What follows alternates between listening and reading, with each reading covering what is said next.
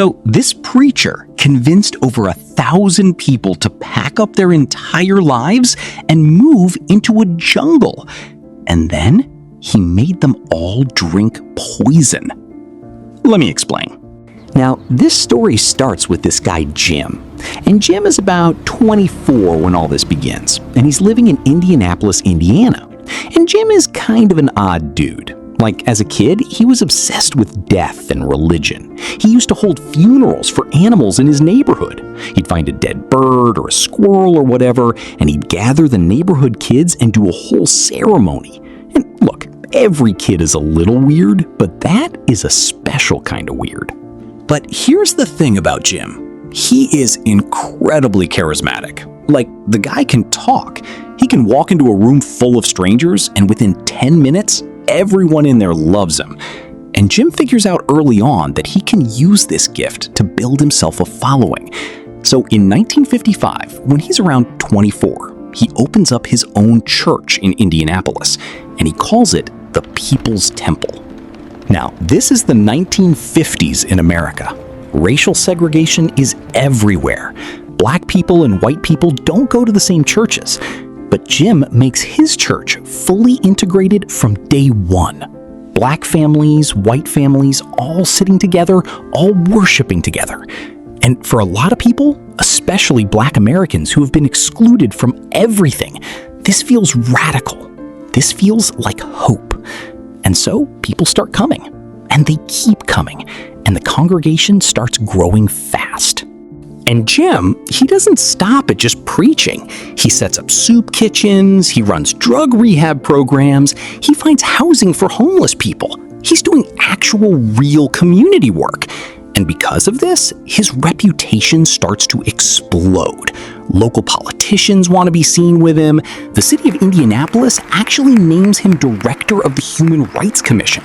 And now, he's not just a preacher, he's a public figure with serious power. But here's where it starts to get weird, because behind closed doors, Jim is not exactly what he presents himself to be. He starts telling his congregation that he is not just a pastor. He starts telling them that he is literally a divine being, that he has psychic powers, that he can heal the sick, that he can predict the future.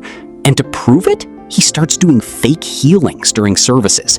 Like, he'd have his assistants secretly gather personal information about people in the congregation beforehand, and then during the service, Jim would call that person out and pretend he was reading their mind. And people believed him because he's that convincing. And so, over time, Jim starts to control every aspect of his followers' lives. He tells them who they can talk to, who they can date, how to spend their money. Some members start handing over their entire paychecks to the church, and Jim uses all this money to grow the operation bigger and bigger. By the mid-1960s, he moves the whole congregation to California, and the People's Temple keeps growing. They end up with tens of thousands of members across multiple cities. And now Jim has real political juice. Like, he is sitting next to mayors and senators at public events. Politicians are writing him personal letters. He's got serious influence. And from the outside, the People's Temple looks like this amazing, progressive, community-building force. But from the inside, it is starting to look like something very different.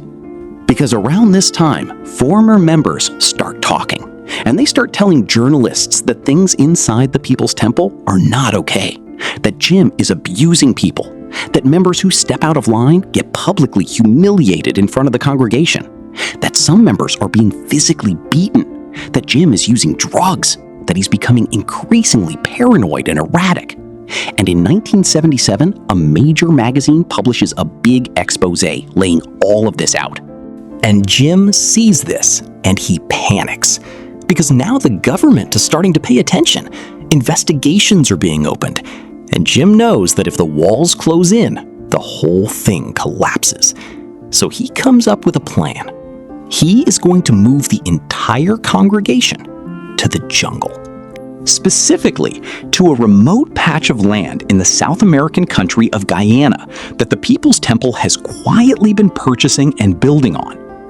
And Jim tells his followers that this place is going to be a paradise, a utopia, a socialist promised land where there are no racists, no corrupt politicians, no inequality, just peace and community and purpose. And Jim calls this place Jonestown. And I guess the people believe him, because over 1,000 of them pack up their entire lives and they follow Jim Jones into the jungle. Now, reality hits fast, because Jonestown is not a paradise. It is a work camp. Members are woken up before sunrise and forced to work grueling hours in the fields under the hot Guyanese sun. Food is scarce. People are malnourished. Medical care is basically non-existent. And Jim, who is now deep into drug addiction, is broadcasting rambling, paranoid sermons to the settlement over loudspeakers at all hours of the night. And people cannot leave, because armed guards patrol the perimeter. And Jim has confiscated everyone's passports. So even if you wanted to run, there is nowhere to go. You are in the middle of a jungle. And then it gets darker, because Jim starts running what he calls white night drills. In the middle of the night, the loudspeakers blare and everyone in Jonestown is ordered to gather in the central pavilion. And Jim tells them that the enemies of Jonestown are coming to destroy them, and that the only revolutionary act left is to die together. And then people are handed cups of liquid and told to drink. And they drink, and they wait to die.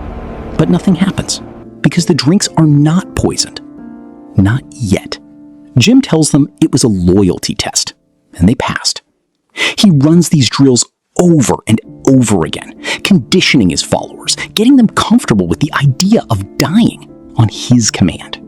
And then, in November 1978, a U.S. congressman named Leo Ryan flies down to Guyana to investigate the reports coming out of Jonestown. And he brings journalists and family members of Jonestown residents with him. And when he arrives, some members of the congregation quietly slip him notes, begging to be taken home. And on November 18th, Congressman Ryan and his group head to the airstrip to leave Jonestown. They have about 14 defectors with them, people who are finally getting out. And Jim sends his armed guards to the airstrip, and they open fire. And they kill Congressman Ryan and 4 others. And back in Jonestown, Jim Jones gets on the loudspeaker, and he tells his followers that the end has come, that the government is going to storm Jonestown and destroy everything they built, and that the only way out is together. And so they bring out the vat, and it is filled with a grape-flavored drink laced with cyanide and sedatives. And Jim tells them to drink, starting with the children first. Parents are handing cups to their own kids. And that day, 918 people die in Jonestown. Over 300 of them are children. Jim Jones is found dead with a gunshot wound to his head. And just like that, it is over. The phrase drinking the Kool-Aid comes from this day. And the next time someone uses that phrase casually, just remember what it actually refers to. Over 900 people, a jungle, a preacher who convinced them that dying was the most powerful thing they could do. And the truly terrifying part? Most of them were just people who wanted a better world, and they found the wrong guy promising it to them.